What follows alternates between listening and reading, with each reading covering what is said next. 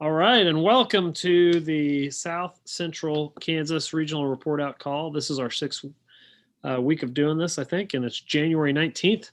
We'll be here at 1:30 every Tuesday to give you a report on what's going on in the healthcare system as it relates to COVID here. We'll start with our normal cadence this week with the dashboard, then over to public health and hospitals. And we have a friend here today from Newton that's going to be giving us a boots on the ground. We have Dr. Watson back to talk about the transfer situation, and we have Dr. Duvey with us. So we got lots of smart and wonderful people on this call today, which I'm grateful to be with. Always like to remind people, please sign up to get the email on this. It's the simplest way for communication. You go to covid.ks.gov/report-outs. That's covid.ks.gov/report-outs. You get the dashboard, you get this video sent to you right when it's over, and easy to share and consume that way. If you have comments or questions for us, email us at ksregionalreport@gmail.com, ksregionalreport@gmail.com. Okay, let me go to the dashboard here to set the stage for us. All right, so here you can see where we're at this week. Really, again, appreciate our friends at the Kansas Hospital Association for putting this together for us. So you'll see staffing shortages still an issue. And I'll remind everybody, we like to look at this because hospitals having issues around COVID. It's usually around staffing, stuff, or space. Right now, it's the last couple months, it's been around staffing, but this is a much better number than what we were seeing earlier. So it's trending in the right direction. Then I'll come across here and, most of these numbers are pretty good compared to last week. So last week, just hospitalized COVID patients was a 271, and that has dropped to 238. COVID patients in ICU beds has gone from 88 to 77. So that's down also. And then adult staffed ICU beds, you want to see this number go up. Those other ones go down. We've gone from 50 to 52. And from 17% to 19%. So that's a good over the last week, finding a little breathing room there. Other good news here, we had this peak back in November. We were wondering if coming out of the holidays, we're going to see this number come up. We're glad this week to see it drop from 5,300 down to 4,000 new cases for this region of COVID. And we're seeing pretty positive news across the state in these areas right now, which is good. And then, this again shows the percent of the population that's tested positive for COVID for each of these counties in our region. And you can see the census here on COVID, non-COVID ICU patients and available beds. So this dashboard gets sent out. Also, I'm just going to slide over here. I want to make sure we mentioned this last week and it's out now. So if you go to kansasvaccine.gov, kansasvaccine.gov. Remember, vaccine has two C's. Over here on the right, vaccine data is the dashboard so that you can see and follow along. And this will be of more and more interest as the weeks go on here. And just know this data lags a little bit. So when the doses are headed this way, they're in here. As things get entered into the system, I know according to Secretary Norman this morning, we're over 125,000 actually on this. But you can see a first dose versus second dose, the percent of our population that's been vaccinated. You can see, Moderna versus Pfizer on here. And then this is a handy chart too, just, kind of what's going on through the day, first and second shots, and what that looks like. So again, the way the vaccine works, Pfizer, you get a shot, 3 weeks later, you get a second shot. And then 2 weeks later, you're vaccinated. Moderna, you get a shot. 4 weeks later, you get the second shot. Then 2 weeks later, you're considered vaccinated. So it's nice to see we're starting to work towards immunity here with the healthcare workers and the long-term care facilities that are all included in this phase 1 group. So I thought you'd want to see that. Then I always mention how to sign up here for your email. This is our regional report outs call. covid.ks.gov report-outs, and you just put in your email address, what regions you want. You click on South Central here and you get the dashboards in this video. So I thought while I had that up, I'd throw it up there for everybody. So here we are. back, and we have special advisor to the governor on vaccines with us too, giving us both some thoughts on that one. I think we'll spend more time on vaccines next week. But Seth, what are you hearing from public health side around coronavirus, and what updates do you have for us, my friend? I think, for the South Central region, obviously we're still anticipating a hopeful move soon to phase 2 and, more vaccine. I think the big thing that, and I tried to touch on it last week throughout these calls, was that just because we move into phase 2 does not mean that there's going to be a big push of new vaccine. So, if the state's been getting the same amount for the last couple of weeks, it's probably going to continue. So we're not going to see a large number of people. I know the other piece of that would be that, you would hope or think that we move through phase 1 very quickly. Well, phase 2 is probably going to take far longer because there's far more people in that phase. So settle in for the long haul, and it's going to take us a couple of months to get through that and get enough vaccine. And I think in the South Central region, everything's looking good. We're hoping to have more to the dashboard you just shared out, have more information to be able to share on those dashboards soon. And excited to be able to share that information with the communities. Yeah. And I know, Seth, too, there's been, as people hear vaccine, they want to hear how and when and all that. And I believe there's more information coming out later this week from the governor, from KDHE. And then, the way this works is the state moves us from phase 1 to phase 2. I'm obviously saying this for everybody's watching benefit, all this. The counties then will talk about how they're going to move through phase 2. So be really paying attention to your local county health director with what the plan is once we move from phase 1 to phase 2. They're all working those up right now, and I think there'll be communication later this week or early next week, hopefully, what that would look like. Is that right, Seth? Yeah, absolutely. I mean, that is the plan that was released by the governor's office and KDHE about a week and a half, 2 weeks ago. Are guidelines for the locals to use based on the science behind and information given to us from the CDC and the federal partners. So you're absolutely right. Locals should be planning to sub-prioritize or figure out how they can best serve those populations with a very minimal amount of vaccine coming in. Yep. Yeah, and that is going to be the hard part. I'll reinforce that. In Sedgwick County, I can't remember the number of people. It's like 150,000 in phase 2 that would qualify, and we'll get maybe a couple thousand doses next week. And so it's just going to take a while. And there's a transition in presidential administration. You may have read about that, and obviously new leadership coming in and all that. So the whole federal plan could shift or change also in how things go. So that's why we hope we'd have more for you next week on this call. But Seth, thank you very much. Let me kick it over to Dee Dee. Yes, thanks, John. I'm Dee Dee Duell, and I work for Ascension Via Christi. I oversee a critical access hospital network of 9 hospitals in the region, but for the purposes of these report outs, I'm representing 31 hospitals over 19 counties. And I just have a few short, brief comments to add to what was already shared by John and Seth as it relates to the dashboard numbers. And, the good news is that we are continuing to see kind of a consistent decline in the COVID hospitalizations in the region overall. And we really hope that trajectory can continue. It really feels good, I think, for everyone to have a little bit of a breathing room. I know here at the Ascension Via Christi St. Francis Hospital here in Wichita, we have seen enough of a consistent decline where our leaders have been monitoring very closely, and we've actually been able to recommission or transition some of our beds back to what they were normally supposed to be used for in medical surgical units and that sort of thing. And so, again, monitoring that very closely, but it feels good to be able to do that. And, we hope that in the process of transitioning some of those rooms, it will translate to easing up some on those transfer challenges, especially timing and the distance involved.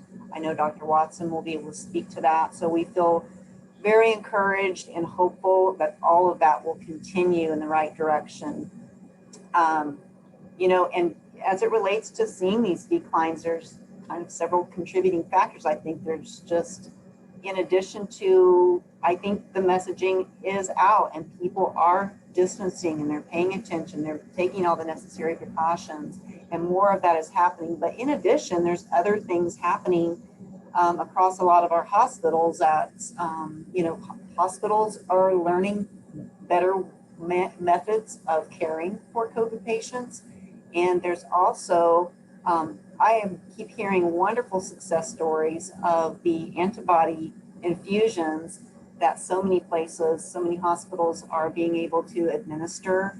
And that is really making a big difference in those patients that qualify for that, and hopefully preventing them from advancing to hospitalization. So I think all these things, all these activities combined together is very encouraging, and we just, let's just continue to stay the course and keep in the direction that we're going.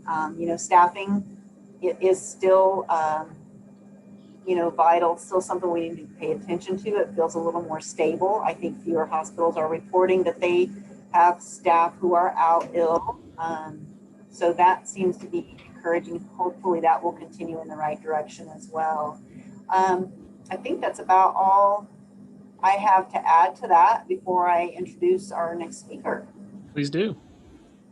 And so with us today, we have Heather Porter, and she is the Chief Nursing Officer as well as the COVID Incident Commander for Newton Medical Center.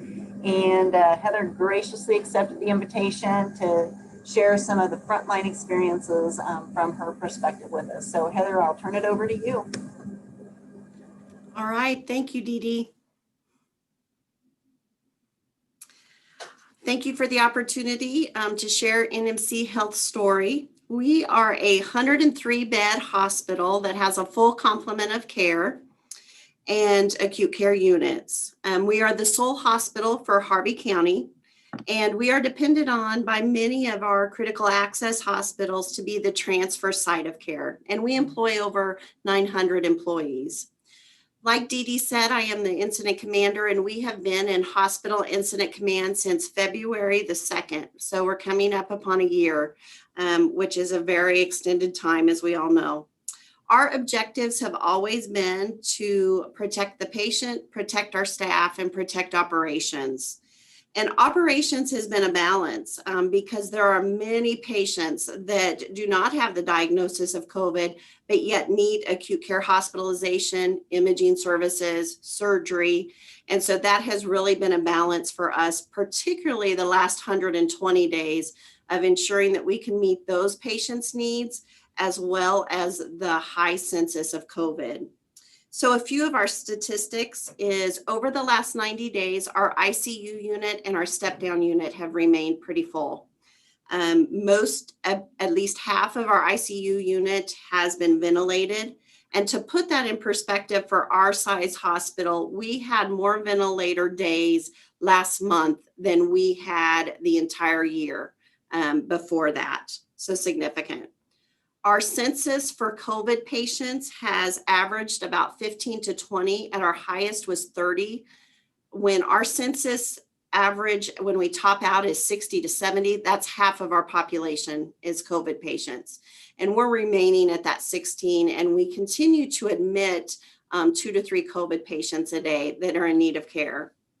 The acuity is significant for those patients. And I know you've heard that before, but I think that that's what's really important when we're talking about frontline staff, is that they have to don and doff all that PPE just to answer a call light or just to provide a glass of water. And that is with them for the full 13-hour shift that they do. And so that acuity really does wear on them. Like many hospitals, we have converted many rooms to negative airflow rooms. Sometimes that's with plywood and an HVAC system. We have reconfigured many of our medical surgical milieus just to maximize that patient placement and throughput. And that, what I want to highlight about that is that's more than just putting up walls or zip walls. You have computerized changes with that, pharmacy system changes. So the administrative burden to that is significant just to be able to cohort the right patients on the right milieu. Like many hospitals, we have applied the CMS waiver for our inpatient rehab unit, and that has allowed us to be able to care for acute care patients on that unit and overflow appropriately. Our transfers are hour by hour. Like Dee Dee said, that has eased up just a little bit this last week. We have, though, transferred way more patients to the Northeast than we ever have. Traditionally, we would transfer to the South to our tertiary hospitals, but that bottleneck has been there. Reporting has been an administrative burden. There's at this point 8 different reports that hospitals have to complete, and they're very duplicative. The state, the county, and the federal do not all communicate or interchange that information. And so that there's potential for penalty. So that was something I really wanted to highlight, the administrative burden of all the different reports and the duplication of it. We have vaccinated 50% of our staff, and we have a vaccination campaign going to encourage those others to accept it. We have consistent attention to scheduling and revamping the scheduling, because anywhere from 5 to 10 of our staff each day are out with COVID. And I want to highlight that they are experiencing COVID not because they've been exposed in the hospital setting, but in a community setting. So continued education. And we've tapped into travelers, which we had not had to do for 3 years. We're very gracious for the travelers, but that was a big change for us to have to tap into that. And by that, just so the general public understands, that's traveling nurses. Oh, yes. And team. Yeah, sorry about that. Yes, traveling nurses. Decisions are made 2 and 3 times a day just to ensure that we have the balance for patient care and the surgeries that are needed to occur. So in preparation for this update, I had asked several frontline nurses and respiratory therapists, and I couldn't twist their arm enough, but I was able to get pictures of them and get a few comments from them that I wanted to share. So our CCU, I'm going to go old school here. So our CCU nurses, they really wanted the public to know that the physical and emotional toll that the last 90 days has taken has been significant. Every minute they're trying to provide life-saving care, but many times they're watching people and loved ones die. And that could be a mother, a father, a husband, or a wife. The situation is real and heartbreaking, and they want people to know that this disease does exist, and please do your part and wear the mask. One of the nurse managers really wanted the public to know that the hardest thing they have found is caring for their employees. That's been very stressful. Nurses are known for putting down their heads and just working through the difficult times, and the stress of just trying to ensure that they provide self-care and encouraging them to take time for themselves. For our respiratory therapists, who are the unsung heroes in this pandemic, the situation has been heartbreaking, triumphant, but most of all has challenged their resilience. And so as our response to our employees and helping them, we've implemented emotional rounding carts where our chaplain and social worker and business development take time to go around and meet with the staff. We also have implemented many employee assistant groups and snacks and support.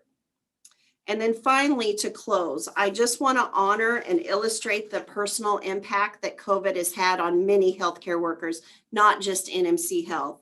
Many hospitals in Kansas have had to care for their neighbor or their family and their coworkers. And NMC Health had the privilege to care for one of our very own coworkers. He was a director that was loved, and we also had the heartbreak of losing him to this disease. And that's what I think is so very important, is to recognize that healthcare workers expect mortality. They do not expect it at the rate that they have had to experience it. And so for leaders, it's so very important for us that we recognize that and that we have structures in place to support our healthcare staff. So thank you for the opportunity, and I'll pause for any questions. Thank you very much, Heather. You're muted, John. Thank you, Heather. That was wonderful, and the pictures and the stories help make that real. And when just so everybody can understand, when they talk about the last 90 days being hard, that is when Kansas had its surge in the surge in cases, and then that also led to a surge in deaths. So just dealing with more death and kind of a continuity of that day to day really has taken a toll. And so just appreciate all the heroes out there, the support. You're the first person I've met, by the way, Heather, that can go by chief or by commander, and that's pretty cool. So you got them both. We appreciate what you're doing. I'm going to pivot now to Dr. Watson with Shine Mountain Software. If he can just give us I guess I need to make him the presenter here. If he can give us just an overview of what you mentioned, from the transfer situation. Dr. Watson. Oh, you're muted too. There we go. Just share a couple things with you that certainly Didi was focused in on, and we look at broad brushstrokes on hospital capacity, and so we're seeing a lot more yellow and green than we've seen before. Almost always it's red, red, red, and I think this speaks to the capacity and easing some, and I think we're really happy to see that is changing. I think the wait times, particularly across the state, are less, particularly on COVID patients, and the ability to move patients more easily is seen in wait times that are below 2 hours. I will say this region, because of the continued capacity and the issues related to the Wichita area, just really feeling the brunt of a lot of what's going on in the state. It's been a little bit more protracted with 2.5 hour wait time averages out this last week. That it's easing, but again, we realize that stress is still there, and the numbers are better, but still about 30% of the transfers are COVID. About 40% of the people that are requesting transfer are also looking for beds in that mix. And I think what Heather said, spot on, a little bit more capacity up in the Kansas City metro area, and we are moving a lot of patients that direction, but happy to see Wichita opening up these last few days and really working through that equation as well. So I know it's everybody's feeling the easing, and just really encouraging everyone to continue as we're doing now. Thanks, Dr. Watson. If you can pass the ability to share over to our guest, Dr. Duvey. Dr. Duvey's helping KDHE with the project management and the testing, and she's just going to give us an overview on kind of how we're looking at testing as we move forward into the vaccination. It's still really important, and how we're looking at getting more local. So Dr. Duvey, go ahead and take it away. Thanks very much, John. Appreciate it. And so I just wanted to launch this presentation with some good news.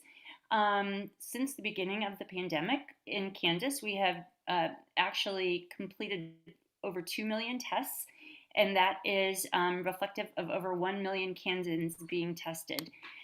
So we still have a lot of work to do, but we are headed in the right direction. So we're going to talk about the role that testing plays in the response briefly, where you can find a testing site, how we're evolving our testing strategy, and where we need your engagement. So testing remains a critical tool to manage the impacts of the pandemic, obviously to reduce the spread of the pandemic, to identify those that are symptomatic testing positive, but especially important, those who are positive but may not be exhibiting symptoms, which we believe represent 50% of those with COVID. So to protect at-risk populations, and those at-risk populations are, of course, people living in congregate settings, the elderly, but also friends and family, anyone who's in close contact with somebody who does have COVID, and also those with some medical illnesses like diabetes, hypertension, heart disease, etc., who are at risk for serious disease. And then you want to use testing to definitively identify somebody with COVID who may be symptomatic, so that you can appropriately and effectively, hopefully, get their symptoms treated. Now we have outpatient treatments for those that are increased risk, which can actually prevent hospitalization.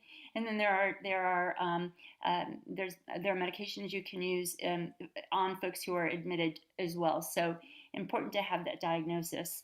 And then economic recovery, helping people return to work and school as safely as they can, and identifying quickly anyone who may be positive to prevent ongoing transmission in those settings. And then again, restoring confidence, consumer confidence, so that people can get back to doing what they need to do to take care of their families, going to the grocery store or taking family members to medical appointments, etc. All the reasons that we need to continue testing. And just one word about testing as we begin to get our population vaccinated. I have heard the question that, well, if everyone's vaccinated, do we still need to continue testing?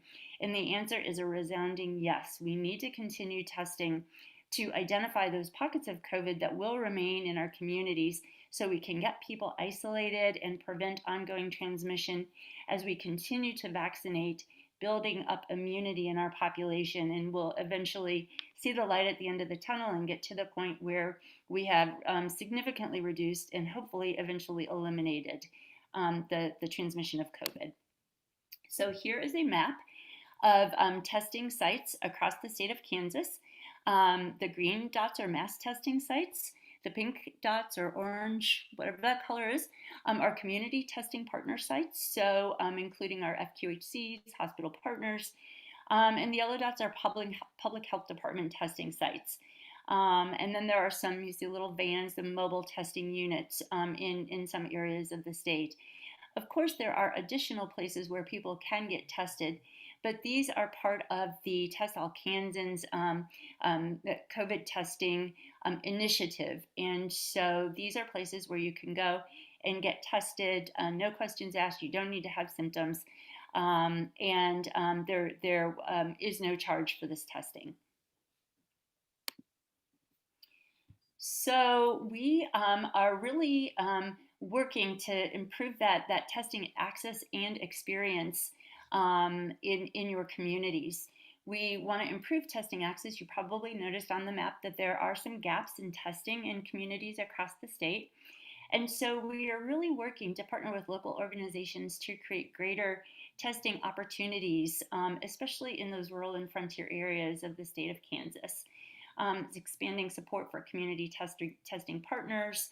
Actually, we've developed a menu of options for local health departments to fit their needs. There's not a one-size-fits-all approach to testing across the state, so we want to be able to tailor testing according to the needs of the community. We're beginning engagement with local organizations, including faith-based organizations, those trusted organizations in the community where people feel comfortable going and asking for a test. And we are developing mobile van testing capacity so we can more agilely deploy testing across the state in response to an outbreak or in response to surveillance like wastewater testing that might indicate there are increasing viral loads within the community. In addition, we are piloting mail-in saliva kits that we will disperse to local health departments, and we are piloting these in three local health departments currently. And then they can use those to respond to needs from the community. If somebody calls saying, I need a test, they can have the person come pick up the kit, and the person can do that, can collect that sample at their own home and then mail it right back to the lab. Or these can be used for other local community testing events as well. We are improving patient experience with our existing vendors in the state, and that includes improving turnaround time. And we're doing this by reducing the time that it takes to get samples to the lab by engaging with local Kansas labs, and also by working with those labs to make sure that once that specimen is at the lab, it gets processed immediately, and within 48 hours, an individual will have a result back. So also trying to be very responsive to any reported vendor issues anyone may be experiencing, and would ask you to let us know if there are experiences that you feel could be improved, and we will work on that. And then also distributing rapid antigen tests to local health departments and to other community testing partners to help support surveillance testing. And then again, really trying to ensure adequate coverage across the state, especially in those rural communities where there hasn't been a large testing presence to date. So we would just like your support in expanding testing across Kansas. If you'd like to partner with KDHE to drive testing in your county or region, let us know. And certainly supporting those testing partners that are already in your community. Continue to be our eyes and ears on the ground. Feedback is very welcomed, and we want to make this the best experience possible. We know that you all have relationships in your communities, your trusted partners. So please help us get the message out about testing and the importance of continuing to get tested, whether you have symptoms or not, in your community, so we can stamp this virus out. And then testing and vaccination really go hand in hand. So it's a partnership that will hopefully get us to a better place. Thanks, Dr. Duvey. And we're out of time here, but do you have a way that you'd want to be contacted locally? Yeah, I do. So you can call the KDHE COVID call center, and that is 1-866-KDHE-INF, KDHE info, or 1-866-534-3463. Thank you very much. I appreciate you, Dr. Watson, Heather, Dee Dee, Seth, everybody for being a part of this, all the work that you all are doing. You've gotten us here now a year almost into this virus, and one of the times really for us to buckle down. It's important to continue to mitigate, continue to test as we race to get the vaccine out into people's arms. So thank you everybody for being here. We'll be here same time next week, and we appreciate it. Hope you have a great week.